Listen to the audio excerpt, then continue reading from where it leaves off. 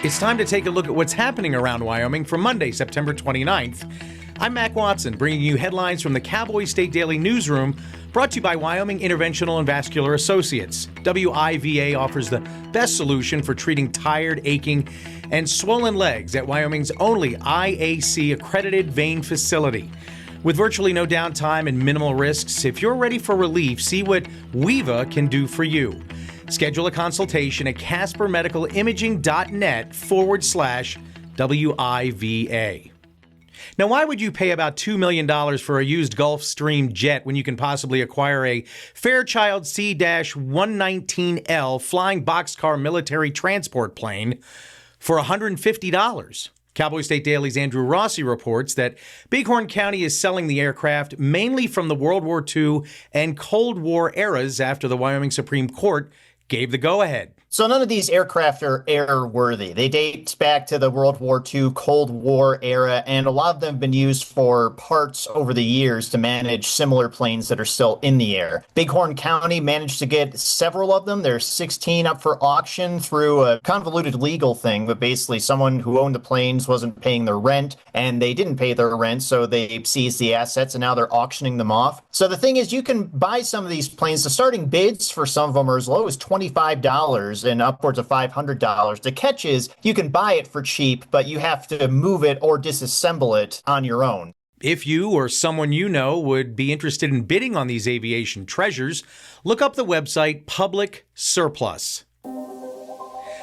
When former Casper resident Sergeant Thomas L. Cotner disappeared without a trace in the Pacific during World War II, his family was left with unanswered questions like, whatever happened to the B-17 that Tom and his crew members were flying in after returning from a successful bombing mission?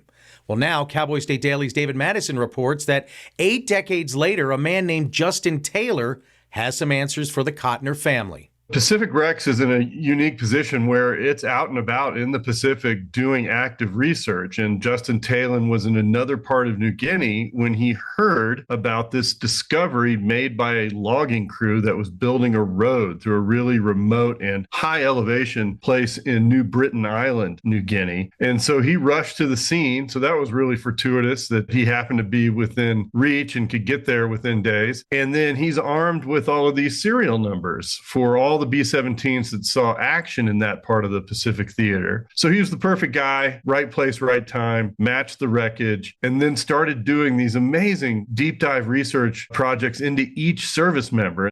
Sergeant Cotner was deployed to the Pacific and earned recognition for bravery in August of 1942. A month later, he and the other 8 members of his B-17 Flying Fortress crew disappeared.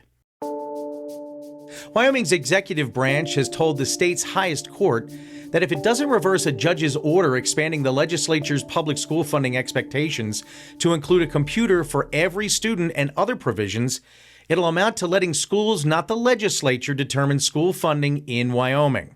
Cowboy State Daily's Claire McFarland says the Tuesday filing by the Wyoming Attorney General's office in its appeal of the Wyoming Education Association's school funding lawsuit is the latest in this 3-year saga. It was way back like February that Judge Furlicker said, you guys need to reassess how you fund education. It needs to be one computing device for each kid. It needs to be elementary school level counselors and fill in the school lunch gaps. So that case is now on appeal in the Wyoming Supreme Court with some kind of barbed back and forth between the public school advocates and the Wyoming Attorney General's office, where Wyoming is saying things like, why do you guys claim to be doing a good job when you're renewing your accreditation? But you claim that you can't do a good job because of our funding when you're suing us.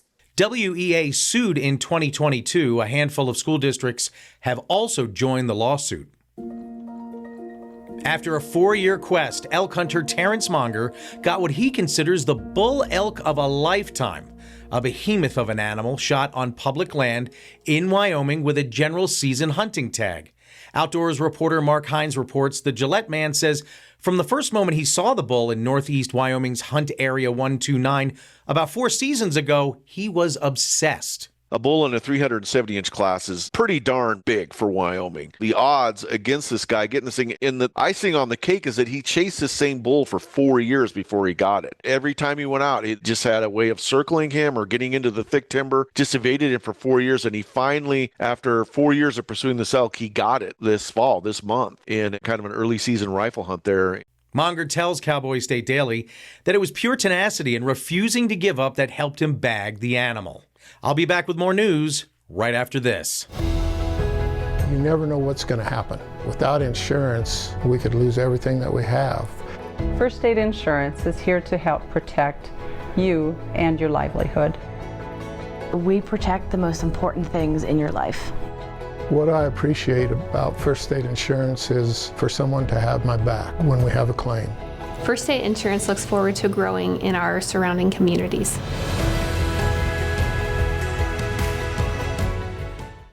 A man from Star Valley was hiking in the beautiful Badlands near Kemmerer when he noticed a bone-white streak jutting out of an embankment of brown earth. Cowboy State Daily's Andrew Rossi reports that dinosaur bones have been found, all over Wyoming, but this one is different. The foot was found in southwest Wyoming, and it was found in an Eocene paleosol. Now, the Eocene is about 50 to 55 million years ago. It's right after the time the dinosaurs got wiped out by the asteroid. But this was not rock. It was a loose soil from that time. And the foot appears to have tumbled into it because even though it looks like a fossil in situ, still in the rock where it was preserved, it's actually a modern foot. You can still see some of the connective tissue that tumbled into this loose soil that happens to be around 55 million years old. So it's interesting in circumstance, but not interesting in actuality because it doesn't belong where it is. Hiker James Sanderson sent an email to the Wyoming State Geological Survey telling them of his find. They responded by telling Sanderson that their specialist is waiting to connect with paleontologists from the Bureau of Land Management and National Park Service who will be looking at it more closely in the field. Curt Gowdy State Park is a 35-mile trail system that attracts close to 600,000 visitors per year. And with most being from Colorado, Cowboy State Daily's David Madison reports that Wyoming legislators want all users to help pay for the trails they're loving, but greenies would pay more. Certain folks in Wyoming use the term greenie to identify Coloradans, and it's because of that iconic green and white license plate that shows the outline of the mountains. Well, you see a lot of those license plates in places like Curt Gowdy State Park, which is increasingly popular among mountain bikers. Well, now comes a proposal to charge a trail fee, similar to what's charged to snowmobilers and ATVers, to help pay their way and make sure that trails are maintained and that these places across Wyoming, including this new amazing mountain bike trail up on Togety Pass that recently was renovated and sounds like a great downhill, 7 full miles. If riders access through a state park, this law, which is just a proposed bill, might slap a $20 per car.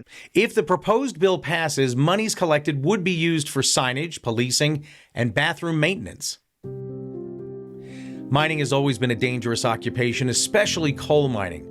But back in the 1920s, Cowboy State Daily's Dale Killingbeck reports that even though the Frontier Mine Blast became the second worst mining disaster in the state and the Sublette, Wyoming explosion the fifth, the number of fatalities could have been a lot worse in the 1924 accident. What's interesting to me is that in the first explosion, there was men that survived by just staying inside the mine. They had the thought to stay inside the mine until ventilation improved. So they blocked their air passages to not allow gas to get into where they were at. And so because of that, they spent hours in the mine, but they ended up surviving.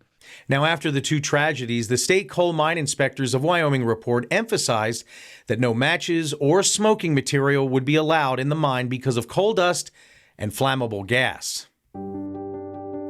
And Robert Redford was an iconic actor who, like many people, fell in love with the West. But as Cowboy State Daily's Jackie Dorothy reports, Wyoming had a special allure for the Oscar-winning actor and director. So what Robert Redford did is he immersed himself in the Wild West. I think this set him apart from many of the actors of his day and even today. He visited where the outlaws lived, slept, played. He was right there in the middle of it, and he experienced so many of the different things, from the cold of the night to sitting at the bar where the outlaws congregated. And so what Redford really valued about Wyoming was the Outlaw West, and that's what he explored. And he did it in a very real and raw way.